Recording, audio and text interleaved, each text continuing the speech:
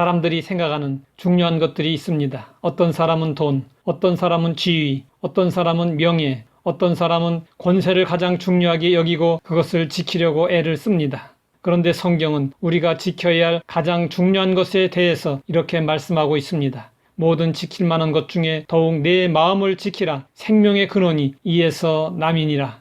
사람들은 몸이 아프면 어떻게 해서든지 살려고 하지만 마음이 아프면 죽고 싶어 합니다. 마음 관리의 중요성이 여기에 있습니다. 하나님의 사람 엘리야도 마음을 잘 관리하지 못해서 심한 우울증에 빠진 적이 있었습니다.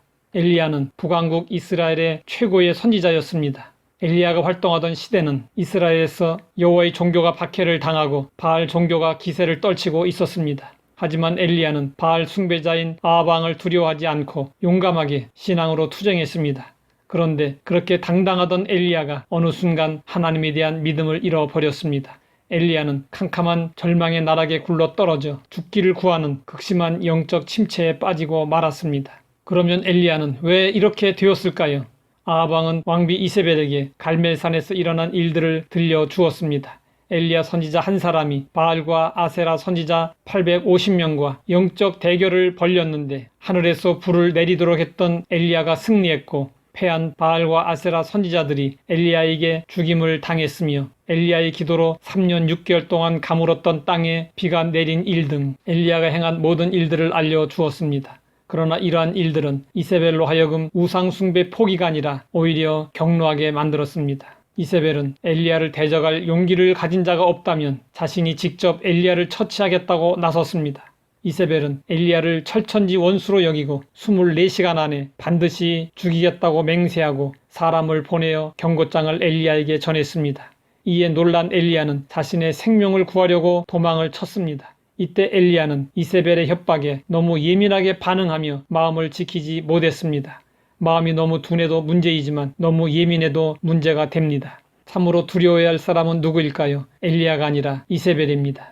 밤길을 걷다 보면 종종 길고양이가 갑자기 뛰쳐나가는 바람에 깜짝 놀랄 때가 있습니다. 이 경우를 가만히 생각해 보십시오. 사람들은 자신이 놀란 것만 생각합니다. 그러나 뛰쳐나간 고양이는 얼마나 더 놀랐겠습니까? 엘리야와 이세벨과의 관계도 마찬가지입니다. 누가 더 놀라야 마땅할까요? 그동안 엘리야가 했던 일은 하나님의 능력에 의한 것이었습니다. 따라서 엘리야를 대적하는 일은 곧 하나님을 대적하는 일이었습니다. 이세벨이 아무리 살기 등등하다고 해도 하나님을 대적해서는 절대로 이길 수 없습니다. 이세벨은 실제로 엘리야를 죽이려 한 것이 아니었습니다. 정말 엘리야를 죽이고 싶었다면 사람을 보내 경고할 필요가 없었습니다. 이세벨은 백성들의 마음이 엘리야에게 쏠려 있는 것을 알고 있었기 때문에 엘리야를 죽일 수 없었습니다. 다만 엘리야에게 겁을 주어 도망하게 만들고 이로써 백성들의 존경심을 떨어뜨리려 했던 것입니다. 고도의 심리전이었는데 엘리야가 말려들고 말았습니다. 엘리야는 이세벨의 공갈 협박에 넘어가 두려움에 사로잡혔고 하나님의 지시를 기다리는 여유를 잃어버렸습니다. 그 결과 엘리야는 이세벨의 말 한마디에 멀리 도망쳤습니다. 그리고 한 로뎀나무 아래에 앉아서 죽기를 구했습니다. 성경은 말씀하고 있습니다. 사람을 두려워하면 올무에 걸리게 되거니와 여호와를 의지하는 자는 안전하리라.